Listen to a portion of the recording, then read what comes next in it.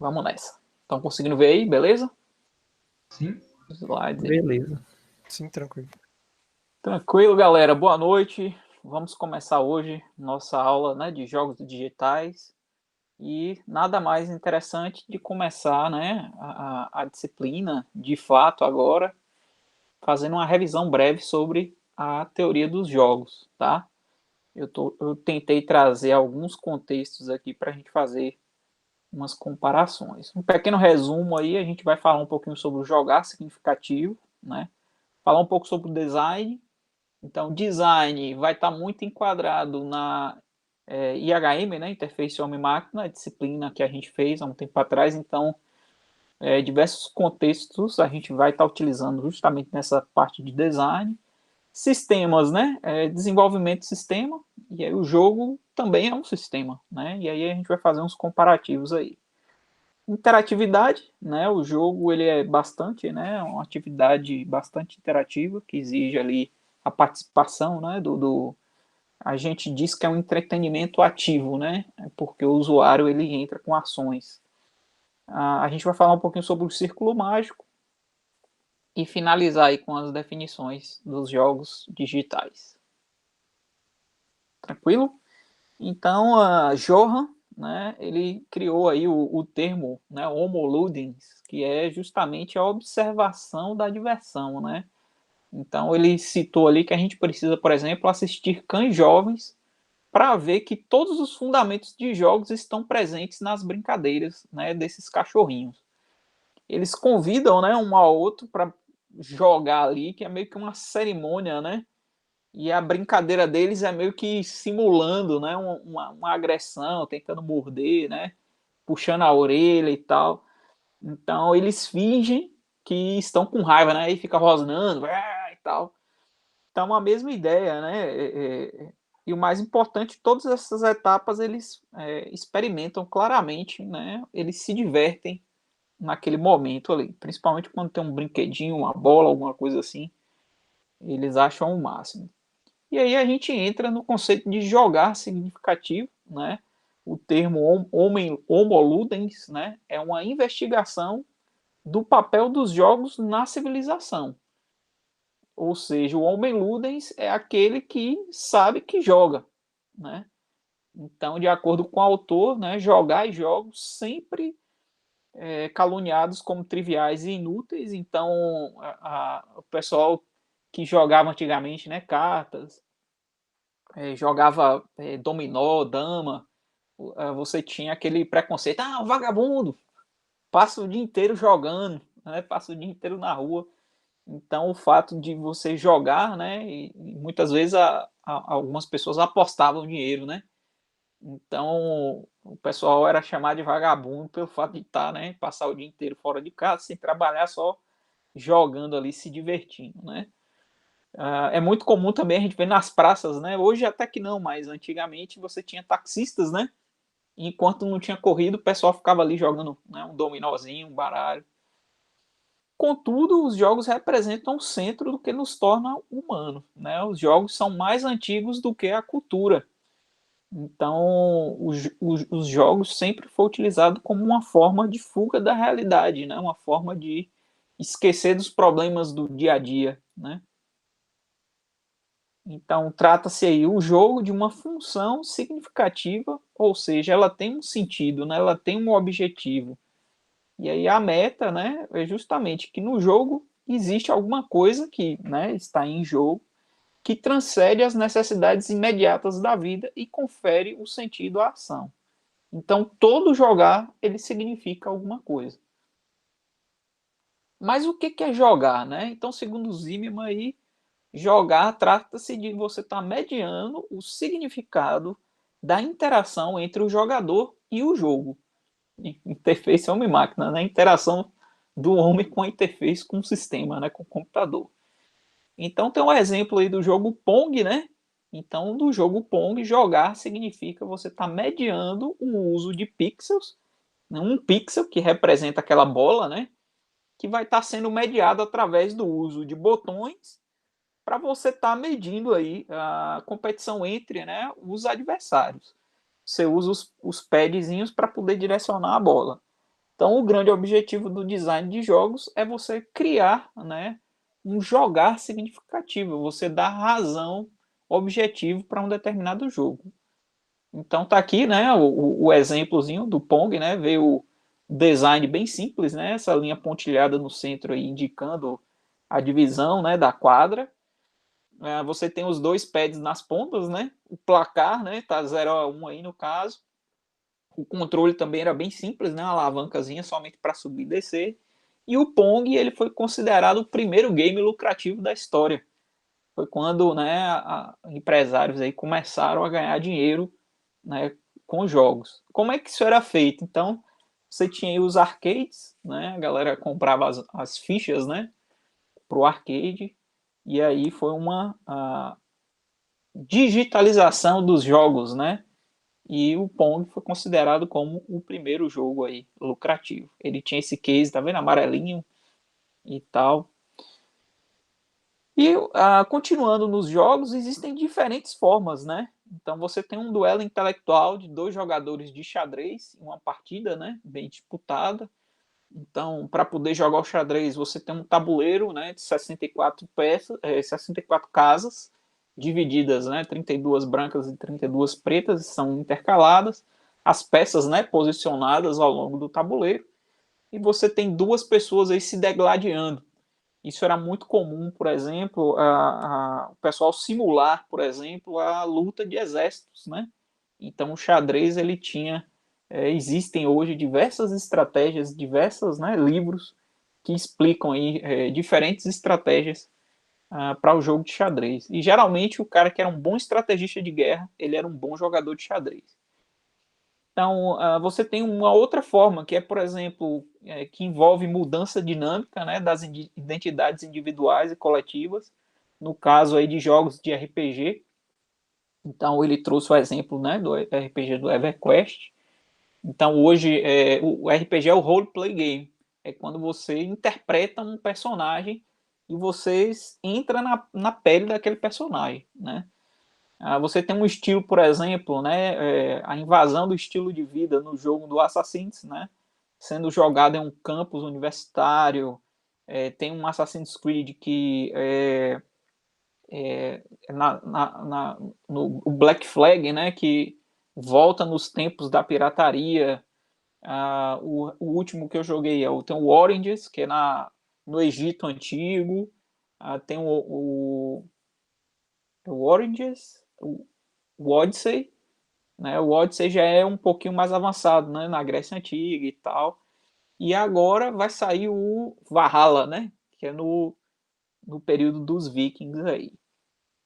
Cada exemplo, né, situa um jogar dentro de um contexto de um jogo específico, né? Então cada jogo ele vai ter um estilo específico. Então hoje você tem tantas formas diferentes e você tem tantos estilos, né?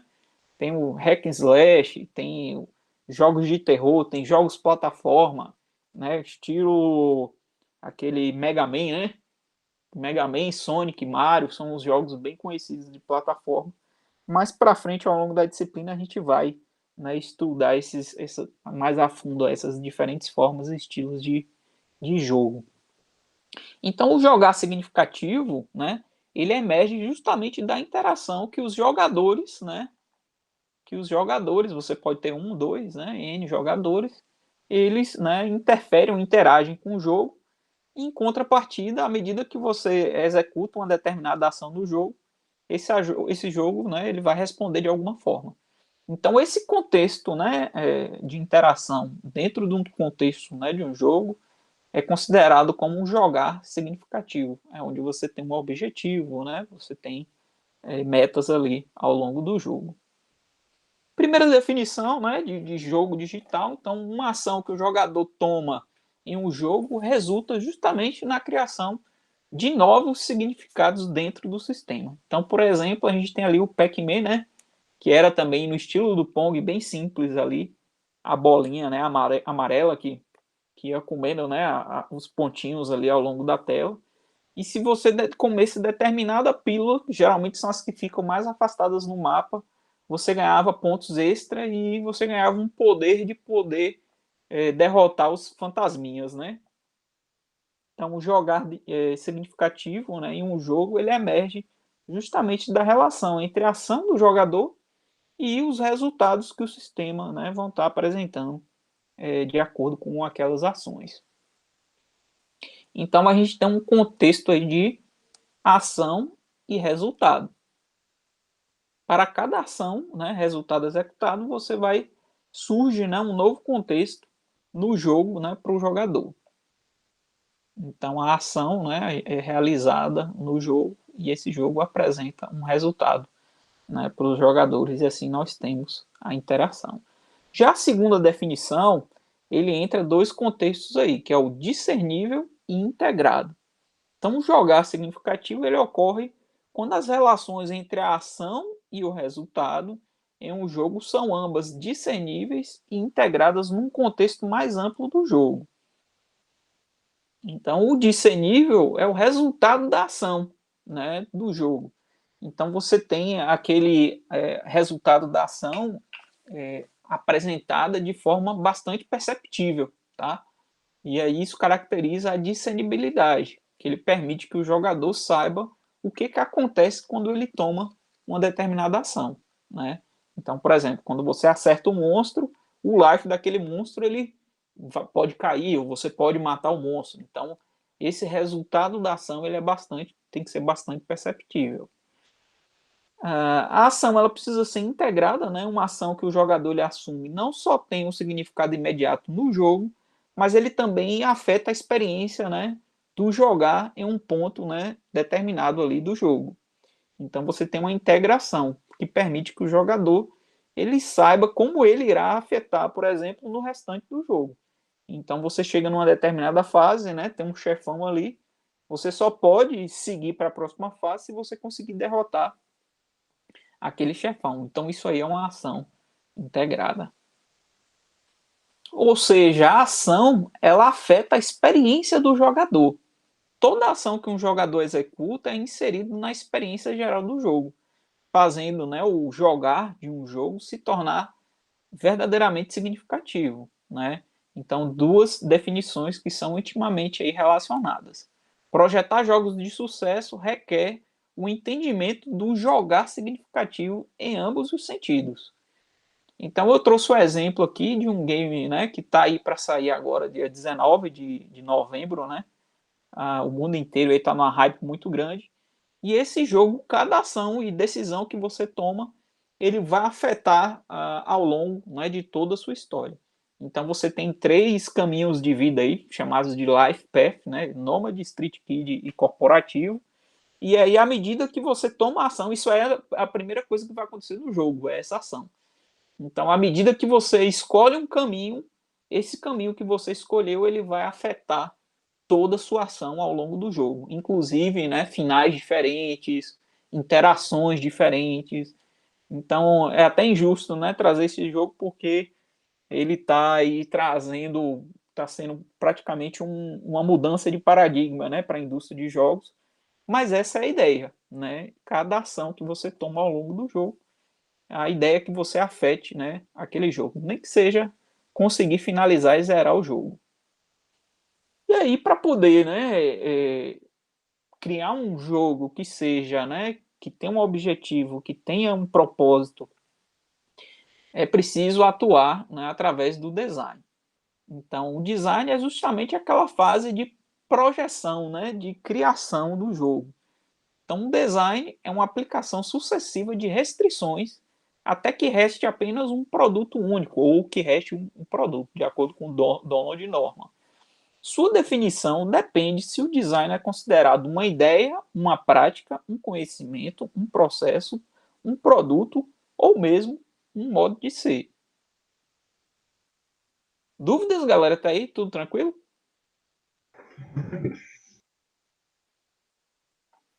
Tranquilo. Então, o design, né, esse projeto, ele é feito de pessoas para pessoas, inclusive jogos, né? Aí o que que acontece, né? O design é somente metade do game design. A gente vai falar um pouquinho mais para frente exclusivamente sobre, né, as características do game design. Então, porém, o design ele situa-se no centro de uma exploração de jogos e de brincadeiras, né, de forma significativa. O game design é um processo pelo qual o, né, projetista, o designer, ele vai criar um contexto a ser encontrado por um jogador.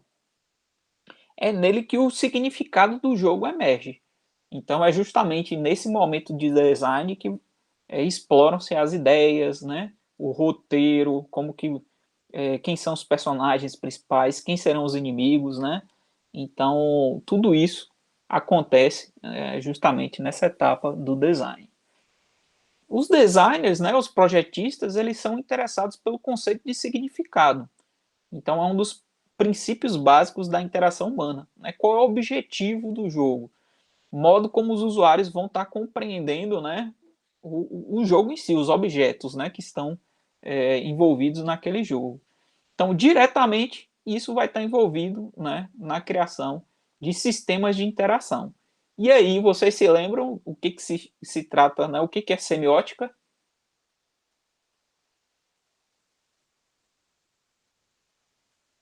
Ninguém? 6 meses, professor, peraí. Então, a disciplina, né, de interface homem-máquina, nós estudamos ali, né, a semiótica com um foco específico, né, na interação dos humanos, né, através das interfaces. Mas a semiótica é o estudo do sentido e do processo pelo qual o significado ele é feito. Semioticamente falando, né, pessoas usam sinais para estar designando objetos ou ideias. E aí, no jogo também, a semiótica é fortemente utilizada. Um sinal é alguma coisa que vai estar representando algo para alguém. Então, em algum aspecto ou capacidade. Quando um sinal representa algo diferente de si mesmo, torna-se a representação como seu significado. Então, por exemplo, quando a gente sente o cheiro de fumaça, né, o sinal, aquilo representa que provavelmente, né, tem fogo em algum lugar. A fumaça, ela remete, né, representa o conceito de fogo. Então, a peça mais alta do xadrez, ela representa o rei. Vocês sabiam disso? A peça lá do xadrez, então o rei é a peça mais alta. Então, a capacidade de entender o que os sinais representam é a base do estudo semiótico. Então, o que é muito comum no desenvolvimento de jogos? O que a gente utiliza nos sistemas para poder facilitar a vida do usuário?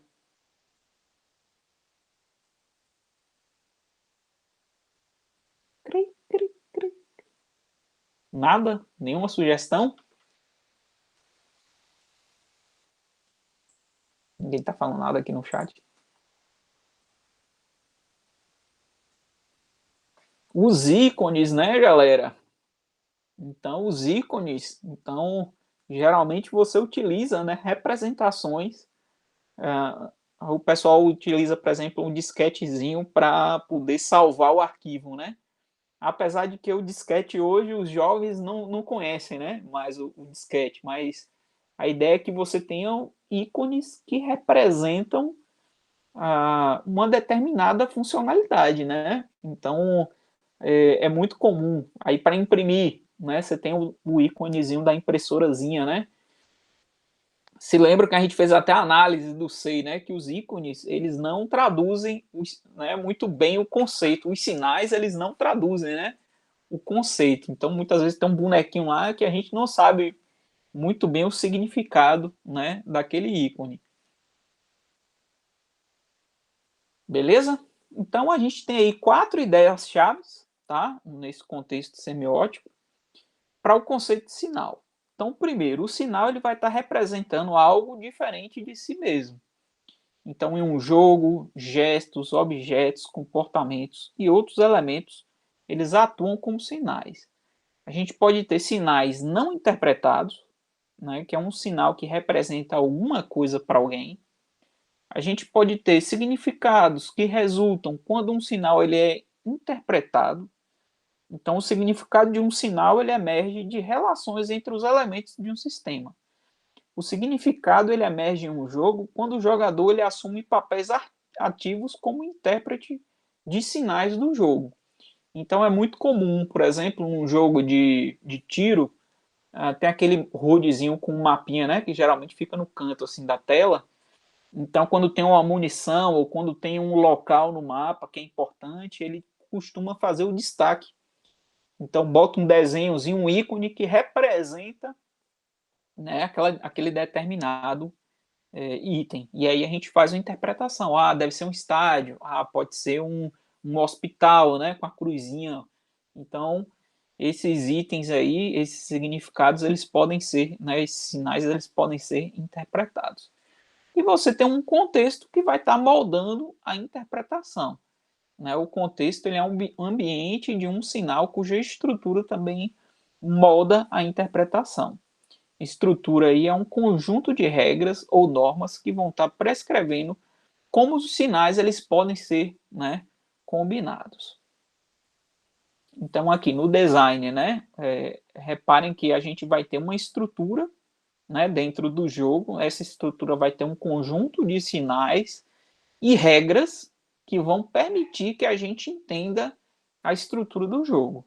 E o jogador, ele entende, né, o significado desses sinais, como, né, resultado aí das ações. Tranquilo, galera? Vocês não estão tendo dúvida, eu tô avançando, hein? Então, o seguinte, e aí, sistemas, né? O jogo, de uma certa forma, eles são sistemas também, né? Os jogos são intrinsecamente sistêmicos. Todos os jogos eles podem ser entendidos como, né, sistemas. Contudo, como um jogo ele pode ser enquadrado como um sistema. Mais ainda, o que realmente, né, é um sistema. Então, o que é um sistema? Né? Um sistema, um grupo, um conjunto de elementos de interação que estão interrelacionados ou interdependentes, formando um todo, né? Um conjunto aí organizado de ideias ou princípios interrelacionados.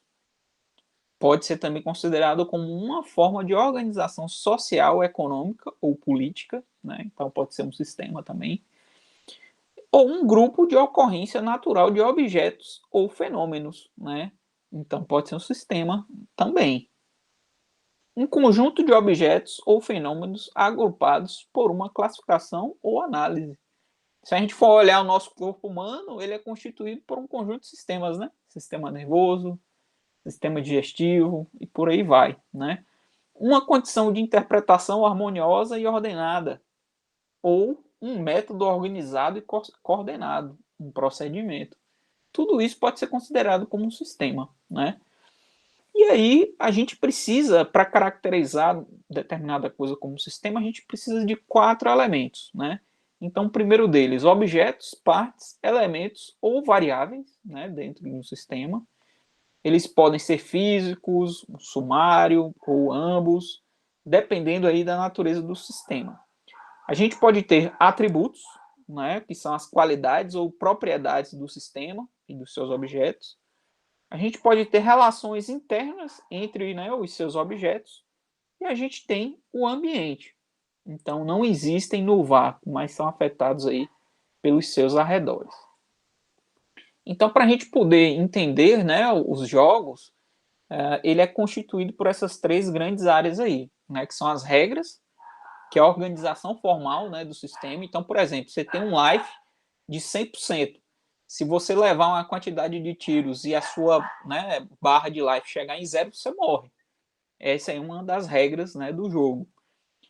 Você tem o play, né, que é a experiência nesse sistema, a forma como a gente interage e joga. E você tem a cultura, que são contextos aí envolvidos mais amplos, né, e habitados pelo sistema. Esse conjunto a gente consegue ter o entendimento do design e do projeto dos jogos. Então esses 4 elementos, tá vendo? Eles estão aí né, sendo englobado por dentro do outro. Então você tem um jogo, esse jogo ele tem um conjunto, né, cultural, ele tem sua forma de interação de jogo e dentro, né, no core dele você tem as regras, né? Retomando aí os sistemas, então o sistema formal ele é constituindo, né, as regras de um jogo são incorporadas em seu sistema de play, de jogabilidade. Da mesma forma, um sistema experimental, né, de play, de jogabilidade, é incorporado no enquadramento cultural diversificado do jogo. Ou seja, um jogo é um conjunto de regras que serão sempre vividas como, né, jogabilidade dentro de um contexto cultural. Então tá aqui, a gente tem um contexto, né, cultural, a gente tem a interação, né, a jogabilidade, né, que é justamente a ação e o resultado, e a gente tem um conjunto de regras que são, né, seguidos aí e fazem parte da estrutura core do jogo. Então, falando um pouquinho, tá, dos tipos de sistemas, a gente tem dois tipos, né, de sistemas, que são sistemas abertos e sistemas fechados, de acordo aí com a teoria humana de comunicação do Little John, né? Então, o sistema fechado, ele não tem intercâmbio com o seu ambiente. Ele está ali, né, isolado ali no contexto dele. Já o sistema aberto, ele envia e recebe matéria, energia, ele recebe, né, energia do seu ambiente, ele pode também interagir e retornar, né, algo. Então, por exemplo, a planta é muito comum ela absorver energia solar, né, e para fazer a fotossíntese, né, gerar o alimento, ela consome o gás carbônico e expele, né, o oxigênio.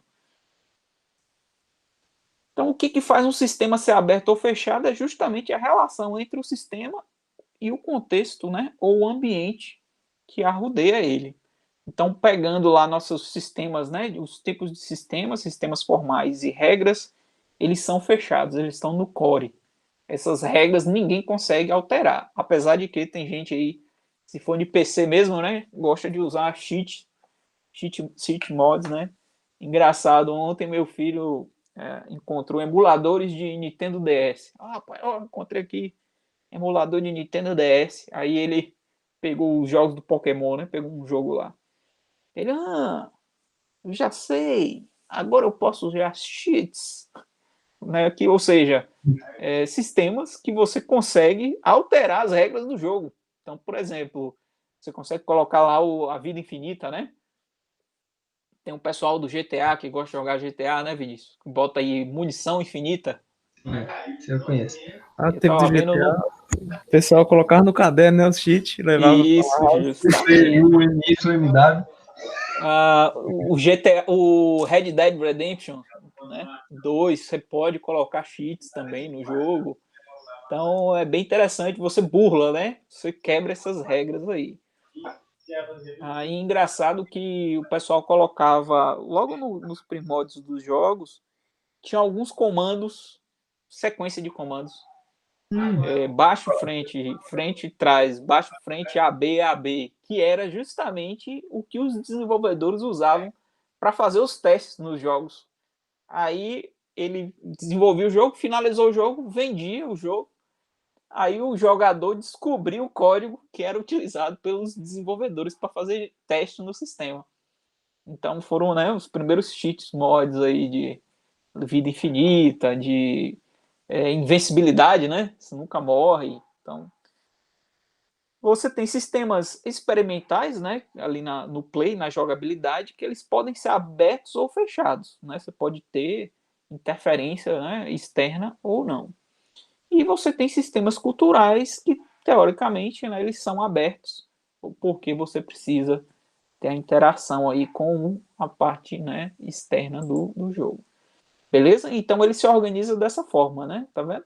A cultura, então ela é aberta, que a gente consegue ter, né, através da jogabilidade, a gente consegue ter interação. Já o conjunto de regras, teoricamente, ele está de vermelhinho, aqui ele deveria ser imutável, né, bloqueado. Você não pode, né, interferir e alterar as regras do jogo.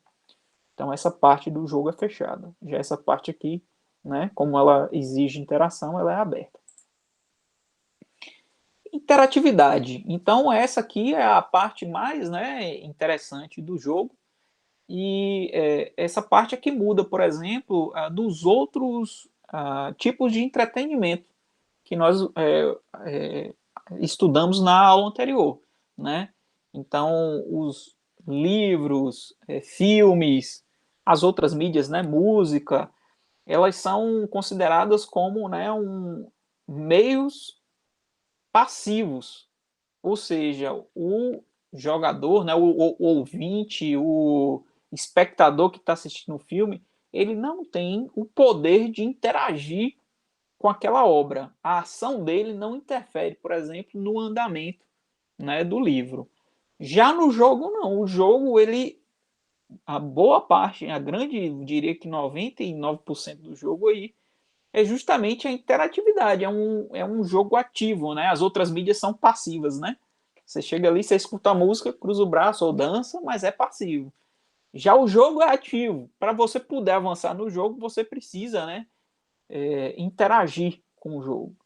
Então, para jogar com um jogo, um brinquedo, uma pessoa, uma ideia, é necessário você estar interagindo com, né, com o mesmo. Jogar um jogo significa fazer escolhas dentro de um sistema de jogo concebido para apoiar ações e resultados de maneira significativa. Então tá aqui, a gente tem um jogo, né? A ideia do jogador, ele vai interagir, né, com o jogo através das ações e escolhas, e aí ele vai obter, né, resultados através dessa interação. Mas o que significa, né, que algo é interativo? Como é que a interatividade ela emerge dentro de um sistema, né? Como produzir um jogo que convença o jogador a interagir com ele?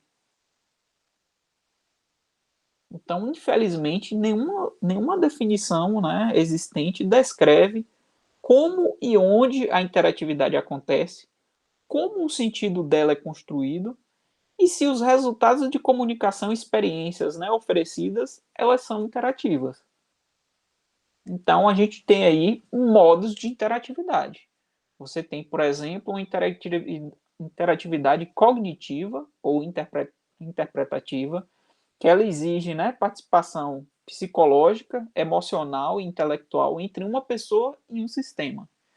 Você tem interatividade funcional ou utilitária, né, que trata-se de interações funcionais, estruturais, com os componentes materiais do sistema, que podem ser reais, né, real ou virtual. Você tem interatividade que é explícita ou participativa, né? Interação aí no caso, nesse contexto, no sentido, né, óbvio da palavra. A participação ostensiva, como clicar nos links de um romance na web, seguir as regras de um jogo de tabuleiro, usar o joystick para poder estar manipulando, né, os personagens, no caso aqui do exemplo Pac-Man. Você tem foco do game, né, design para a criação de escolhas que gerem um jogar significativo. Então, essa parte de interação, a cada dia que passa, os níveis, né, de complexidade de interação do usuário ele aumenta, né? Então, tem alguns colegas que falam assim que não jogam mais os jogos de hoje, os videogames de hoje, porque tem muitos botões, né? Você tem que ter um monte de interatividade e tal. E isso aí foi engraçado, porque eu tava jogando o NBA, né? 2K20. E aí o NBA, assim, você usa o R2 para correr com o personagem, né? Você tá com a bola aqui, você pressiona R2 e você corre. Aí beleza, eu terminei o NBA, zerei o jogo, né? Fui campeão lá com o Lakers. Aí eu fui jogar o Red Dead Redemption 2. E aí o Red Dead Redemption, toda vez que eu ia correr, é diferente. Para correr é X. Eu apertava R2, que é atirar. Aí muitas vezes eu tava em situação que eu queria correr para fugir, né, de um cara, eu sacava a arma e atirava nele, matava o cara. Então, porque a interação, né, desenvolvida, né, pela equipe de desenvolvimento dos jogos, né, é diferente, né, a parte de interação ali é um pouco diferente, né. Então, e por último aí a gente tem um modo de interatividade que vai além do objeto, né, ou cultural. Então você tem interações que vão além da experiência de um sistema único projetado. Hoje a gente está tendo aí novas formas, né, de interação. Então, por exemplo, principalmente os VRs, né, os dispositivos de realidade virtual, ele permite que você esteja imerso dentro do jogo e ele faz a captura, né, dos movimentos do rosto. Então, se você olha para cima, para baixo, você tem a, né, a visão da câmera. mas ainda você tem que usar os controles, né, e gatilhos. O novo PlayStation 5 agora e o Xbox, né, Série X, o controle deles tem agora comandos ápticos, né? Botões ápticos. Então, por exemplo, o botão de tiro R2 agora ele exerce força, né? Então, por exemplo, você vai atirar com uma escopeta que tem 2 gatilhos. Então você dá um tiro, tum, 2, pau. Se você tá com a arma automática e apertar o gatilho, ela vai dar o tiro, né? Todos os tiros de uma vez só. Se ela for ser uma automática, você vai precisar apertar o gatilho várias vezes, né? Outra coisa interessante que o pessoal conseguiu implementar agora é quando acaba a munição, o gatilho pode ficar emperrado, então você não consegue. Então tem uma série de novas formas de interatividade que eles estão implementando, né?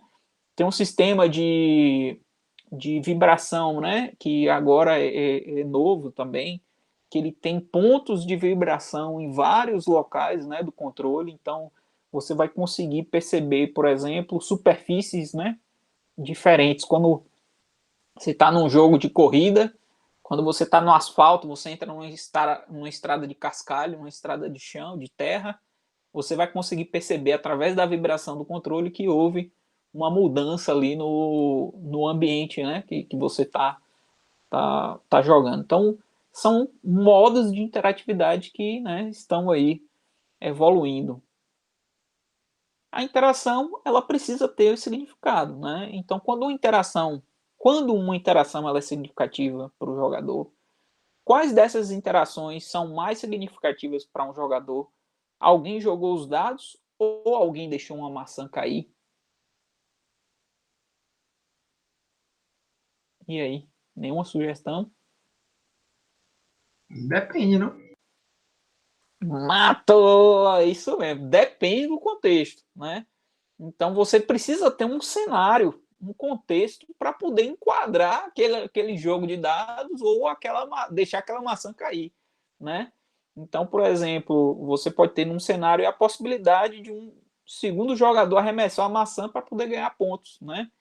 Então, nesse contexto, é interessante deixar a maçã cair em um determinado local, né, específico. Ou seja, quando a interação ela é projetada, ela tem uma estrutura interna e um contexto que vai estar aí atribuindo um significado para aquela ação, né?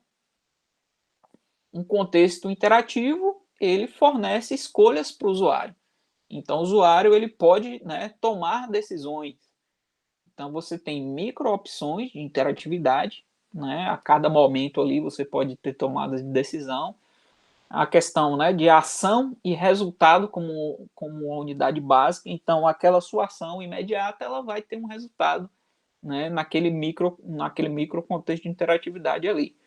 Moléculas nas quais design de interação eles criam estruturas maiores de interação que são chamadas as macro opções. Então, aquelas micro opções de interatividade que você foi tomando ao longo do jogo, aquilo ali pode impactar, né, na sua experiência como um todo. Todo mundo jogou Red Dead Redemption 2 aí ou não?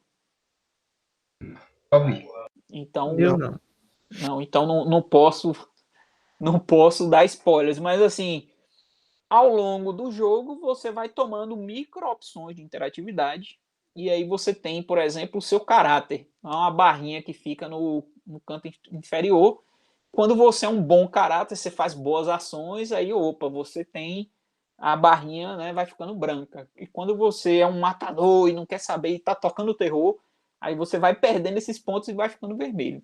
E essas micro opções de interatividade, ela vai impactar em finais diferentes do jogo. Então, o cara que foi bem, que esculhambou bastante no jogo, ele vai ter um final que não vai ser tão legal. E o outro que foi muito bom no jogo, ele vai ter um final, né, diferenciado. Então, isso é interessante. Então, tem aqui alguns exemplos, tá, de interação. Então, são 2 jogos aí, o Asteroids, né, e o Xadrez. Asteroids é aquele jogo do Atari, né, que vinha descendo as navinhas. E aí você tem um canhão e você fica, né, atirando. Então, o que acontece? Cada interação, cada decisão, cada ação, você vai ter uma resposta diferente.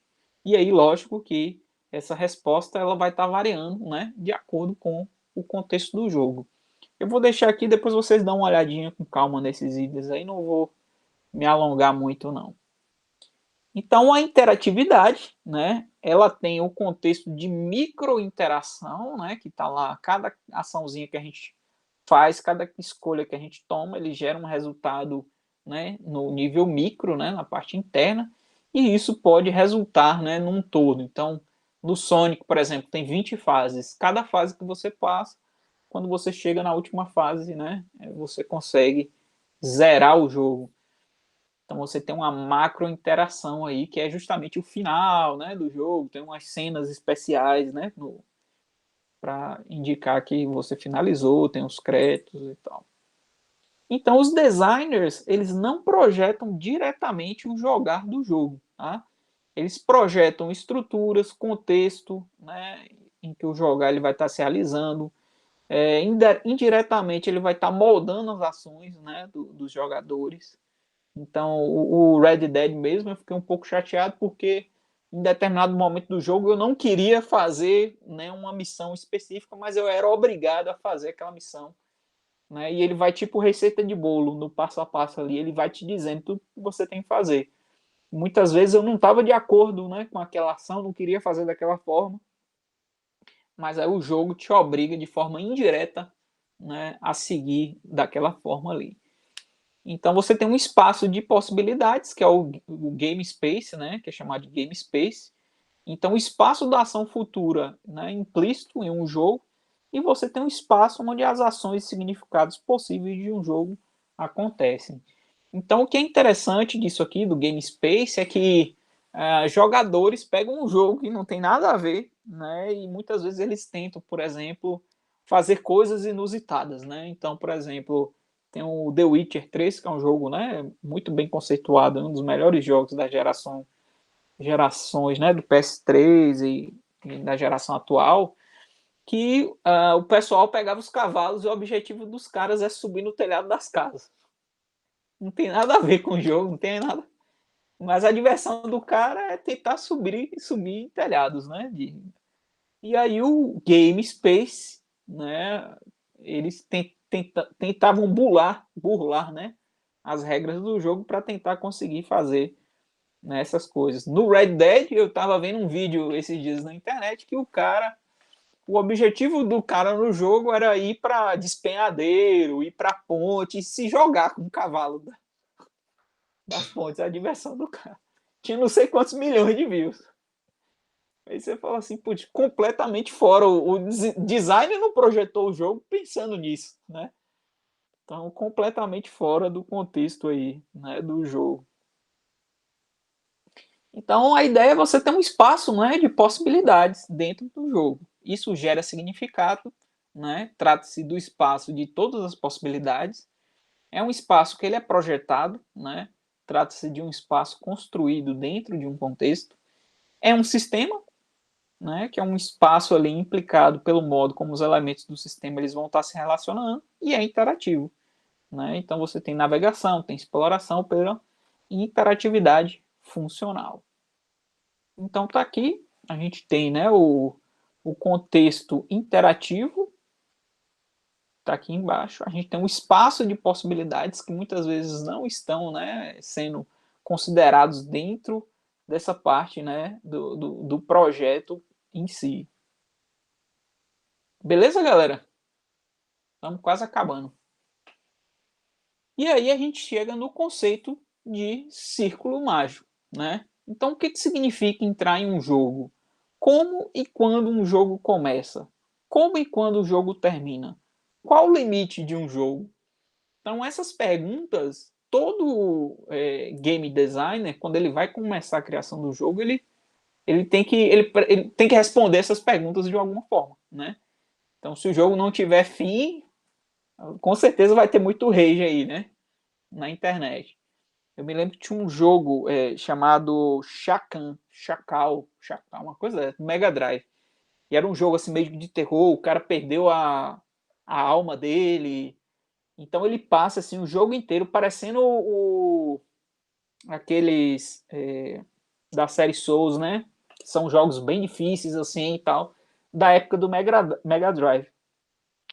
E aí você chega, passa todas as fases extremamente difíceis do jogo. Quando você zera o jogo, tem lá, The End.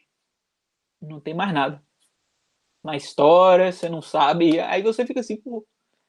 Então são jogos que, por exemplo, nesse caso, né, os desenvolvedores não fizeram a pergunta, né? Quando o jogo termina, o que acontece quando aquele jogo termina, né? Então, isso aí, muitas vezes você não perde o significado, né, do jogo. Então depois procurem na internet aí, tem um jogo, o cara jogou não sei quantas horas, e aí ele mostra o final do jogo lá, bem decepcionante, né? O que o jogo expressa, né? Que os jogos que estão as pessoas que estão, né, contidas nesse jogo, elas de uma certa forma elas estão brincando, né? Elas estão ali para se divertir, né? Essa brincadeira ocorre dentro dos limites estabelecidos, não é, pelo ato de jogar, que o seu tempo e espaço é de certa forma separado do mundo real, então ele é um mundo artificial, né? E aí é muito comum você ter, por exemplo, políticos norte-americanos ao longo das histórias dizer que a culpa de, por exemplo, um jovem entra na escola e mata todo mundo, a culpa é porque ele jogava jogos violentos, né? Então, existem hoje estudos que indicam que esses jogos violentos não estimulam, né, as pessoas a pegarem armas e ir para as ruas, né, sair matando todo mundo. Mas bem, então você tem um mundo, né, real separado desse mundo artificial, né? E você tem a oportunidade de entrar e sair, né, do jogo, que significa a cruzar a borda, né, que define o tempo e o espaço. E aí você pode entrar naquele jogo e sair no momento que você quiser. Então, o círculo mágico, no estado de jogo, você experimenta um quadro de proteção que se interpõe entre você e os problemas do mundo real. Então é como se você tivesse, né, se esquecendo e fugindo desses problemas, né, da vida real, criando uma zona encantada no qual, né, no final você está confiante de que nenhum mal ele pode te acontecer.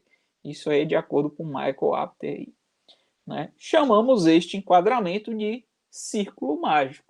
Então, geralmente, quando a gente está, né, dentro de um determinado jogo, a gente imagina aí que tudo é possível, né, que nós, né, somos capazes, a gente entra no papel do personagem de, né, tá podendo realizar, por exemplo, coisas que na vida real a gente não pode fazer, né? Que é entrar em um determinado lugar e sair matando todo mundo, né? Então, o círculo mágico ele permite que a gente entre nesse mundo aí, né, nessa zona encantada. Então, o círculo mágico é um lugar onde o jogo ele acontece, né? Então, a borda do game space. Você tem regras especiais, né? A autoridade, né? As regras a serem seguidas no jogo. E você tem uma nova realidade que é criada e habitada, né? Você tem aquela imersão. Então, o Red Dead Redemption mesmo é um momento que você se sente dentro do faroeste ali. Né? Recentemente eu descobri que o professor Luiz Paulo gosta muito de revistinhas de text, né? Que é de faroeste e tal. Aí eu falei com ele, cara, você precisa jogar o Red Dead Redemption porque, né, é um jogo que você se sente naquele momento, naquele período, né? É bem interessante. E como os jogadores encaram o círculo? Então é um compromisso real para decidir jogar um jogo, né? O jogador ele pode sair a qualquer momento aí, atrapalhando os demais jogadores, uma atitude compartilhada para o ato de jogar. Então, quando um não quer, dois não fazem, né? E você tem uma abertura para estar aplicando meios indiretos na realização de um objetivo. Então, geralmente, quando você passa de uma fase, você ganha XP, você torna o seu personagem mais forte, você tem algo que estimule a continuar jogando, né? Então, isso aí que é interessante, né, nos jogos. E essa ideia de gamificação é justamente para isso, para que você continue, né, dedicado no jogo ali. E aí isso gera uma atitude voluntariosa, né, que é adotar as regras, né, que nos exigem mais aí. Então você tem que seguir aquelas regras, né? Muitas vezes a gente não quer, mas a gente tem que seguir porque está dentro, tem que obedecer às regras. Se não tiver como fazer os cheats, né? garante que o jogador aceite as regras do jogo, né, se tal atividade for possível de se realizar. Jogadores assumem a atitude voluntariosa para o prazer do jogo em si. Então, recentemente eu tive uma experiência de um jogo Bloodborne, que é um jogo meio de terror, um jogo meio... E aí meu irmão e um amigo, né, da época de faculdade, joga o jogo e não sei o que e tal. E assim, eu até consegui pegar o ritmo do jogo, consegui evoluir no jogo, mas chegou em determinado momento que eu perdi minha atitude voluntariosa, eu não queria mais. Não era um jogo que me estimulava a continuar naquele mundo, naquele universo ali jogando, né? Então acabou que eu nem terminei o jogo, parei lá no meio das fases lá, que é um jogo muito sinistro. Véio. Então, né, junto do círculo mágico, a gente tem ali a atitude, né, voluntária, que permite a imersão. Quanto maior a imersão, né, maior a atitude voluntária. E aí a gente tem aqueles conjuntos de regras, né, nas regras que geram autoridade lá no jogo. E aí a gente chega, né, na resposta da nossa pergunta. O que são jogos? São coisas no sentido de artefatos?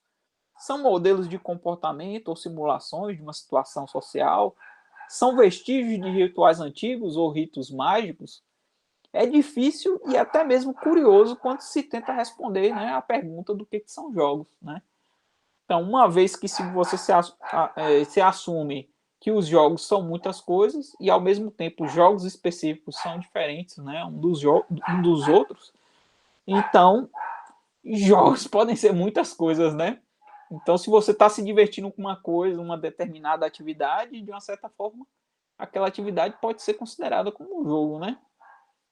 Então, o que são jogos? Então, a palavra jogo é usado para tantas atividades diferentes que não vale nem a pena insistir em qual a definição é a correta e qual é a definição ali que todos utilizam. Em outras palavras, qualquer tentativa de definir a palavra jogo é um esforço que acaba sendo insensato. Muitas vezes o que é jogo para um pode não ser para o outro, né? Para outra pessoa. Então, o jogo é um sistema formal de regras com resultados, né, variáveis e quantificáveis, onde a diferentes resultados são, né, atribuídos diferentes valores. O jogador ele exerce esforço para estar influenciando o resultado, o jogador se sente ligado ao resultado e as consequências da atividade são opcionais, né, e negociáveis. Então, segundo o Zimmermann, um jogo é um sistema no qual os jogadores participam em um conflito, né, artificial ou virtual definido pelas regras que resulta em uma saída, né, quantificada. Você vai ter ali, né, um resultado no final. Design de jogos é o processo pelo qual um criador, né, um designer de jogos, ele cria um jogo a ser jogado por um jogador a partir do qual emerge o jogar significativo. Então, se a gente for ver ali, é a mesma coisa, né, do design de aplicativos, né? O cara cria aquele aplicativo, né, tendo o usuário, né, em mente. Então, está muito ligado com o interface, né, humano-computador. E aí a gente chega na definição dos jogos digitais. Então, definição de jogos, né, clássicas foram feitas antes da invenção do computador. E o que são os jogos digitais? Então, os jogos digitais são sistemas, assim como qualquer jogo. Só que aqui você tem recursos computacionais que vão estar garantindo a realização do sistema de jogo. Então você vai ter o seu jogar através de um dispositivo digital, um celular, um videogame, um console, né? Um computador, um notebook, um Nintendo Switch, né? Um Nintendo DS, um dispositivo, né, digital. Qualidades especiais dos jogos digitais, então você tem interação imediata, porém restrita, a manipulação, né, da informação, sistemas autônomos completos, faltou aí inteligência artificial, que a gente falou bastante na aula anterior, então você tem, né,